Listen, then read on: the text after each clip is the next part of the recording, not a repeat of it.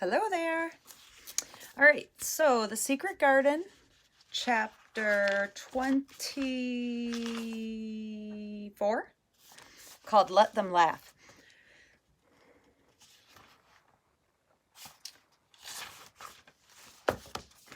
The secret garden was not the only one Dickon worked in. Round the cottage on the moor there was a piece of ground enclosed by a low wall of rough stones. Early in the morning and late in the fading twilight, and on all the days that Colin and Mary did not see him, Dickon worked there planting or tending potatoes and cabbages, turnips and carrots and herbs for his mother.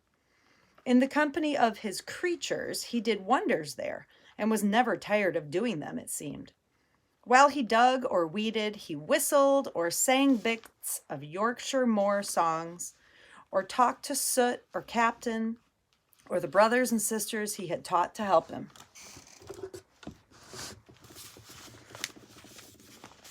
We'd never get on as comfortable as we do, Mrs. Sowerby said, if it wasn't for Dickon's garden. Anything will grow for him. His taters and cabbage is twice the size of anyone else's, and they've got a flavor with 'em as nobody's has. When she found a moment to spare, she liked to go out and talk to him.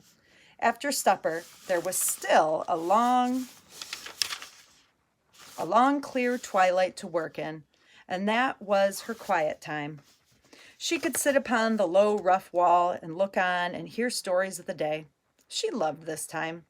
There were not only vegetables in this garden.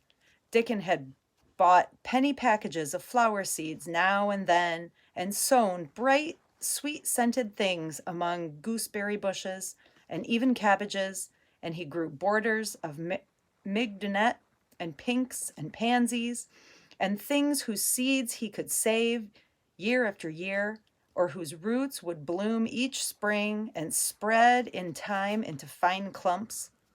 Boys and girls, remember we talked about, now I can't think of the name of it, a bulb. Remember we looked at that Christmas flower that we had, that huge bulb, and we said that that's a bulb. It grows in the ground. It's able to freeze in the winter. It grows, and then in the spring and the summer, and after it's done blooming in the spring and into the summer and the fall, it duplicates itself. Remember? That's what they're talking about here, where it says roots would bloom in the spring and then spread in time into fine clumps. So it blooms in the spring, the flower dies. Underground, the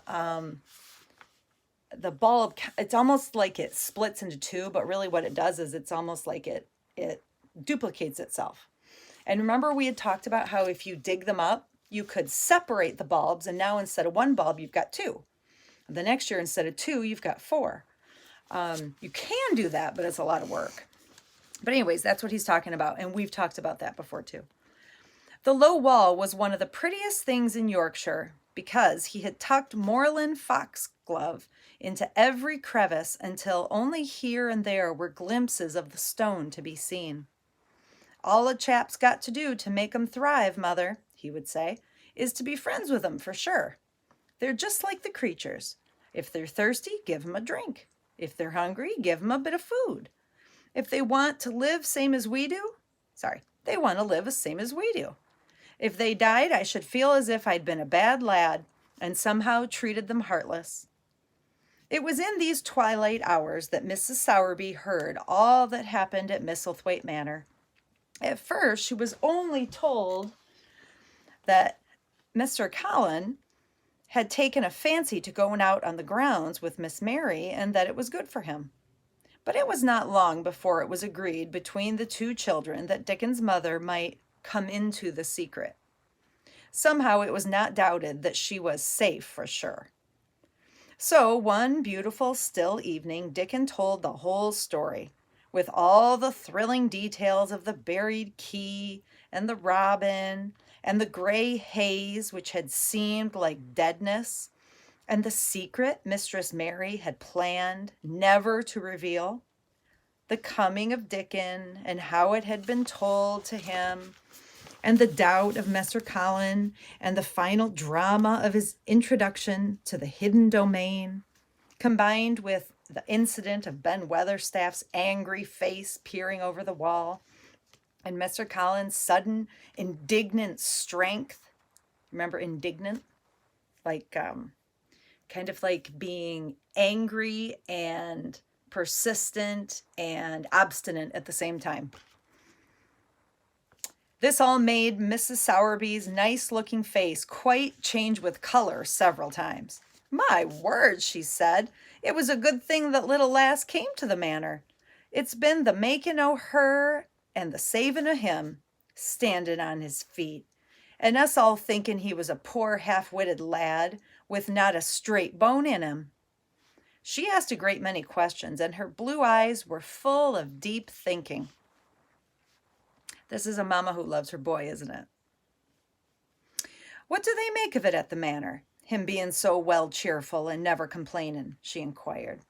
"They don't know what to make of it," answered Dickon. "Every day as comes round his face looks different. It's fellin' out, doesn't look so sharp, and the waxy color is going. But he has to do his bit o' complainin' with a highly entertained grin." "What for, I mercy's name?" said Mrs. Sowerby. Dickon chuckled. "He does it to keep them from guessing what's happened.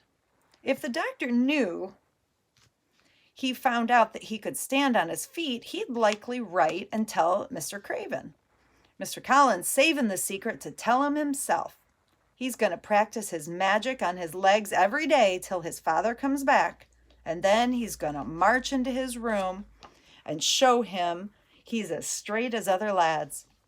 But him and Miss Mary thinks it's best plan to do a bit of groaning and fretting now and then to throw folk off the scent." Mrs. Sowerby was laughing a low, comfortable laugh long before he had finished the last sentence. "Ah," she said, "that pair's enjoying themselves, I warrant. They'll get a good bit of acting out of it, and there's nothing children likes as much as play acting. Let's hear what they do, Dickon lad." Dickon stopped weeding and sat up on his heels to tell her. His eyes were twinkling with fun. "That boy loves his mama, doesn't he? Mr. Collins is carried down to his chair every time he goes out," he explained. "And he flies out at John, the footman, for not carrying him careful enough. He makes himself as helpless looking as he can and never lifts his head until they're out of sight of the house. And he grunts and frets a good bit when he's being settled into his chair.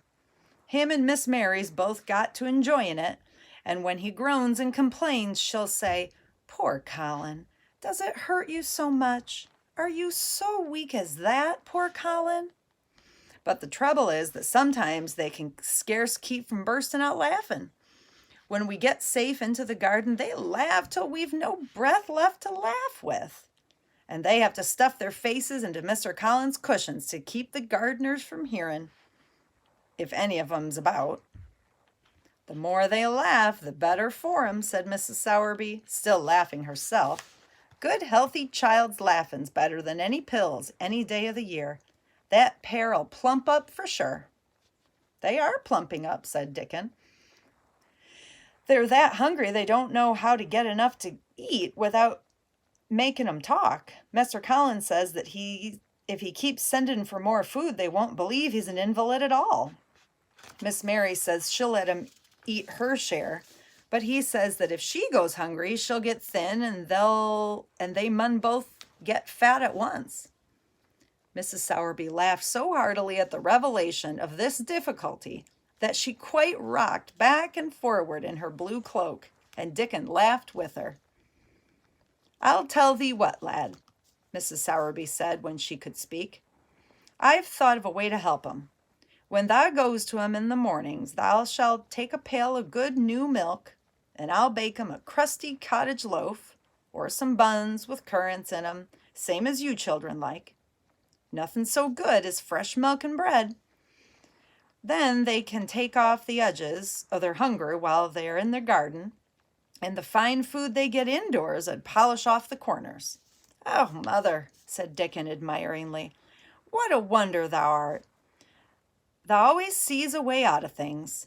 They was quite in a pother yesterday.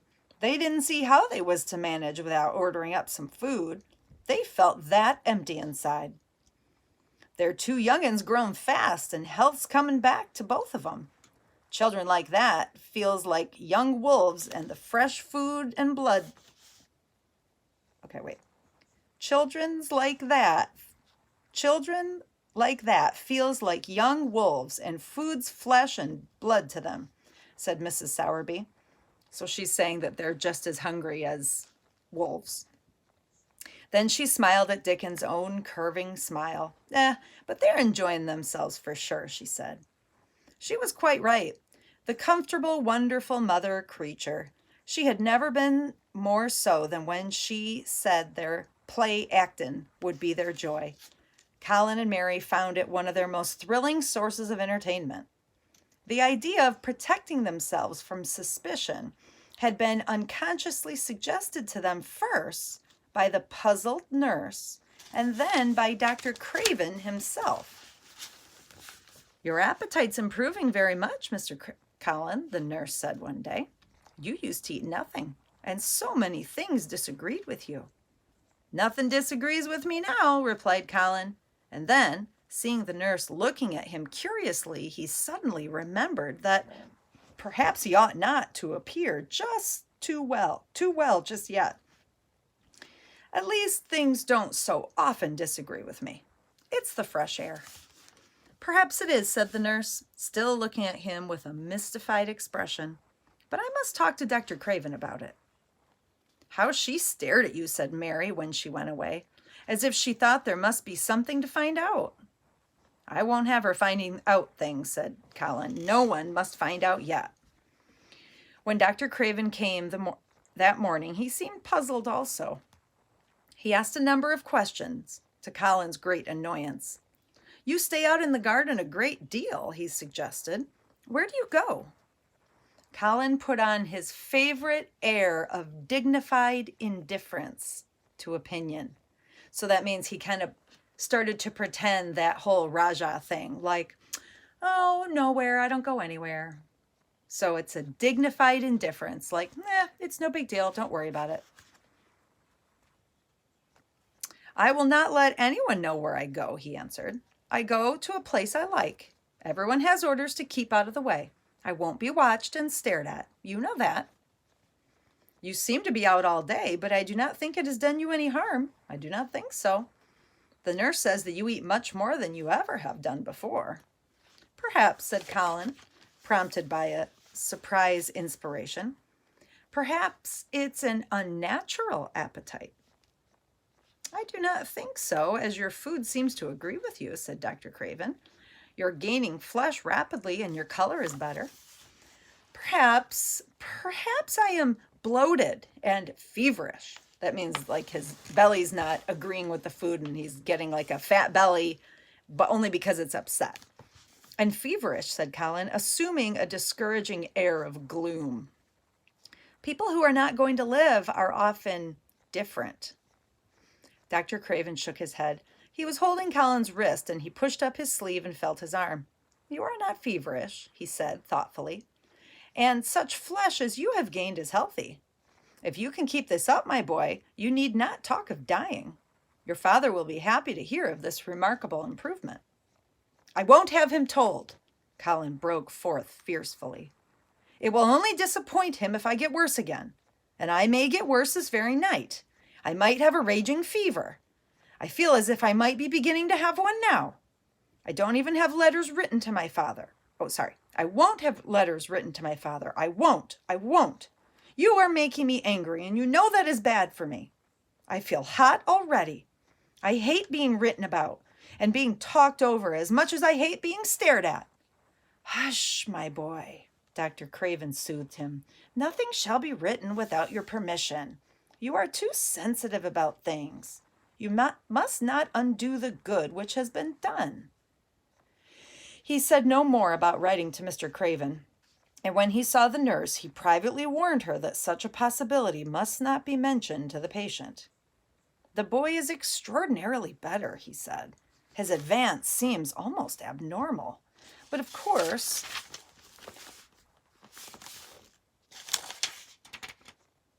But of course, he is doing now of his own free will what we could not make him do before. Still, he excites himself very easily, and nothing must be said to irritate him. Mary and Colin were much alarmed and talked together anxiously. From this time dated their plan of play acting. I may be obliged to have a tantrum, said Colin regretfully. I don't want to have one, and I'm not miserable enough now to work myself into a big one. Perhaps I couldn't have one at all. That lump doesn't come in my throat now, and I keep thinking of nice things instead of horrible things. But if they talk about writing to my father, I shall have to do something. He made up his mind to eat less, but unfortunately it was not possible to carry out this brilliant idea when he wakened each morning with an amazing appetite, and the table near his sofa was set with a breakfast of homemade bread and fresh butter and snow-white eggs, raspberry jam, and clotted cream.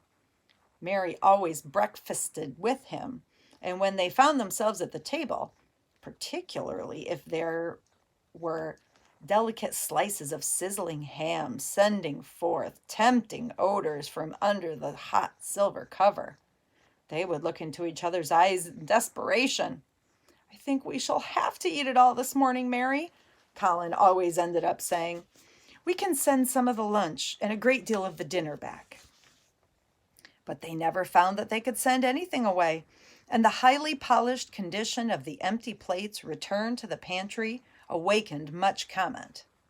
I do wish, Colin would say, I do wish the slices of ham were thicker, and one muffin each is not enough for anyone. It's enough for a person who's going to die, answered Mary when she heard this, but it is not enough for a person who is going to live. I sometimes feel as if I could eat 3 when those nice, fresh, healthier, and heather and gorse smells from the moor come pouring into the open windows. The morning that Dickon, after they had been enjoying themselves in the garden for about 2 hours, went behind a big rose bush and brought forth 2 tin pails and revealed that one of them was full of rich new milk with cream on the top, and the other held cottage crust currant buns folded in a clean blue and white napkin. Buns so carefully tucked in that they were still hot. There was a riot of surprised joyfulness. What a wonderful thing for Mrs. Sowerby to think of! What a kind and clever woman she must be! How good the buns were! And that delicious fresh milk. Boys and girls, did you notice at the top there of that paragraph I just finished reading where it says, the morning that Dickon, and then there's a dash, after they had been enjoying themselves in the garden? See those dashes? Remember that the dash is almost even a bigger pause than a comma. Because if you just keep reading like you're running through a stop sign, that sentence won't make any sense. So you have to do a strong pause. Remember, it's like information, and then in between those 2 dashes is like some extra stuff to help you understand the sentence. It's like it's feeding you extra context. So you have to really do a strong pause. So when I read that, I said, the morning that Dickon, after they had been enjoying themselves in the garden for about 2 hours, went behind the big rose bush and brought forth 2 tin pails. So what the author is saying is that morning, after they had already been in the garden for 2 hours, then Dickon went and got this little snack for them. Okay, so now I'm going to go down to the next paragraph right after that. Magic is in her. Magic is in her just as it is in Dickon, said Colin. It makes her think of ways to do things, nice things. She is a magic person. Tell her we are grateful, Dickon, extremely grateful. He was given to using rather grown-up phrases at times. He enjoyed them. He liked this so much that he improved upon it. Oh, there's great words in this sentence. Tell her she has been most bounteous, and our gratitude is extreme. Then, forgetting his grandeur, he fell and stuffed himself with buns and drank milk out of the pail in copious draughts, in a manner of any hungry little boy who had been taking unusual exercise and breathing in moorland air, and whose breakfast was more than 2 hours behind him. So we had bounteous, grandeur, and copious. Those are 3 great words to look up. This was the beginning of many agreeable incidents of the same kind.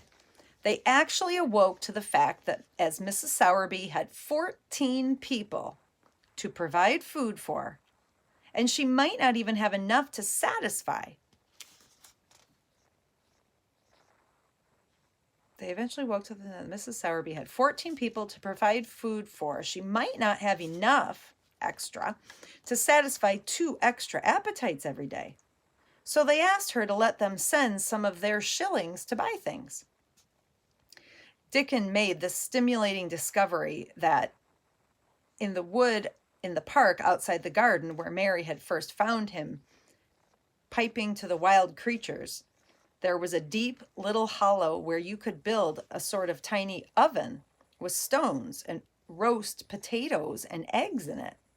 Roasted eggs were a previously unknown luxury, and very hot potatoes with salt and fresh butter in them were fit for a woodland king, besides being deliciously satisfying. So what just happened there in that paragraph, boys and girls?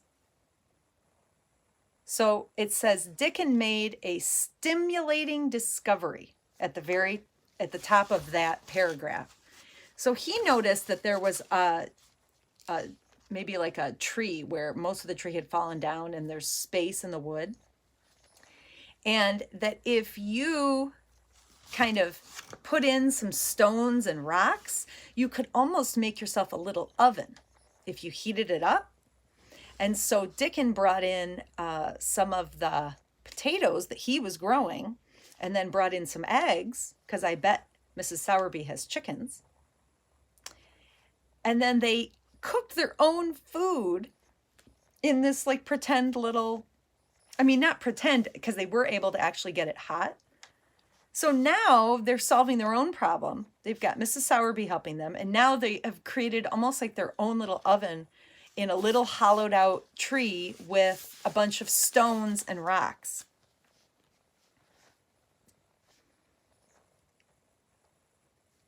Oh, it sounds like he didn't bring them. Listen to this last part of that paragraph. You could buy both potatoes and eggs and eat as many as you liked without feeling as if you were taking food out of the mouths of 14 people. Okay, so they do get it from Mrs. Sowerby, but they pay her a couple shillings to do it. And they don't feel badly that they're taking food away from this great big family. Every beautiful morning, the magic was worked by the mystic circle under the plum tree, which provided a canopy of thickening green leaves after its brief blossom time has ended. After the ceremony, Colin always took his walking exercise throughout the day, and throughout the day he exercised his newly found power at intervals, a little bit at a time. Each day he grew stronger and could walk more steadily and cover more ground, and each day his belief in the magic grew stronger, as well it might. He tried one experiment after another as he felt himself gaining strength, and it was Dickon who showed him the best things of all. Yesterday, he said one morning after an absence, I went to Thwaite for Mother, and near the Blue Cow Inn I saw Bob Hawthorne. He is the strongest chap on the moor. He is a champion wrestler, and he can jump higher than any other chap and throw the hammer further. He's gone all the way to Scotland for the sports some years. He knowed me ever since I was a little un, and he says he's friendly, little one, and he's a friendly sort, and I asked him some questions. The gentry calls him an athlete, and I thought of thee, Master Colin, and I says, how did thou make thy muscles stick out that way, Bob? Did thou do anything extra to make thyself so strong? And he says, well, yes, lad, I did. A strong man in a show that came to Thwaite once showed me how to exercise my arms and legs and every muscle in my body. And I says, could a delicate chap make himself stronger with 'em, Bob? And he laughed and says, art thou the delicate chap? So he's saying, are you the delicate chap? And I says, no, but I knows a young gentleman that's getting well of a long illness, and I wish I knowed some of those tricks to tell him about. I didn't say no names, and he didn't ask none. He's friendly, same as I said, and he stood up and showed me good-natured like, and I imitated what he did till I knowed it by heart. Colin had been listening excitedly. Can you show me? He cried. Will you? So what did Dickon just learn? And what is he explaining to Colin? That he knows this very strong man in town. And he went up to him and said, how did you get so strong? How did you do that? So the guy tells him that this person came to town and taught him how to exercise, basically. And so Colin doesn't know anything about exercising. And he says, well, if you were a delicate kind of person, like not very strong yet, could you do that too? And Bob says to him, are you the delicate person? And he said, no, it's my friend, but he's just getting better from an illness. Would he be able to do this too, to grow his muscles? So the guy showed Dickon all of these exercises, and now Colin is saying, can you show me? Will you? Aye, to be sure, Dickon answered, getting up. But he says thou mun do 'em gentle at first, and be careful not to tire thyself. Rest in between times, and take deep breaths, and don't overdo. I'll be careful, said Colin. Show me, Dickon. You are the most magic boy in the world. Dickon stood up on the grass and slowly went through a carefully practiced but simple series of muscle exercises. Colin watched them with widening eyes. He could do a few while he was sitting down. Presently he did a few gently while he stood up upon his already steadied feet. Mary began to do them also. Soot, who was watching the performance, became much disturbed and left his branch and hopped about restlessly because he could not do them too. From that time, the exercises were part of the day's duties, just as much as the magic was. It became possible for both Colin and Mary to do more of them each time they tried. And such appetites were the result that, but for the basket Dickon put down behind the bush each morning when he arrived, they would have been lost.